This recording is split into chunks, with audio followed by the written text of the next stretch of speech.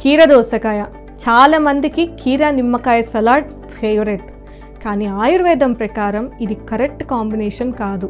కీర దోసలో నీళ్లు ఎక్కువగా ఉండి బాడీని కూల్ చేస్తుంది, కానీ నిమ్మకాయ అసిడిక్గా ఉంటుంది. ఈ రెండు కలిసినప్పుడు డైజెషన్ ప్రాసెస్ స్లో అవుతుంది, గ్యాస్ ఫామ్ అవుతుంది, డైజెస్టివ్ ఎంజైమ్స్ల పనితీరు కూడా దెబ్బతింటుంది. స్పైసీ ఫుడ్స్, కారం మసాలాతో ఘాటుగా ఉన్న ఫుడ్స్కి నిమ్మరసం యాడ్ చేస్తే అది ఇంకా పవర్ఫుల్గా అవుతుంది. యాసిడ్, కారం ఈ డబుల్ అటాక్ వల్ల కడుపులోని సున్నితమైన పొర దెబ్బతింటుంది. దీంతో ఛాతిలో మంట, యాసిడ్ రిఫ్లెక్స్, తిన్నడి అరగపోవడం వంటి సమస్యలు వస్తాయి. ముఖ్యంగా సెన్సిటివ్ స్టమక్ ఉన్న వాళ్లకు ఇది మరింత డేంజర్. పాల ఉత్పత్తులు, పాలు, పెరుగు, మజ్జిగ వంటి వాటితో నిమ్మరసం కలపడం మంచిది కాదు.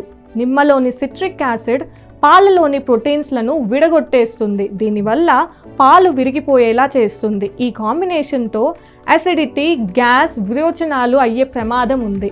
పాలు పడని వారికి ఈ సమస్య మరింత ఎక్కువగా ఉంటుంది.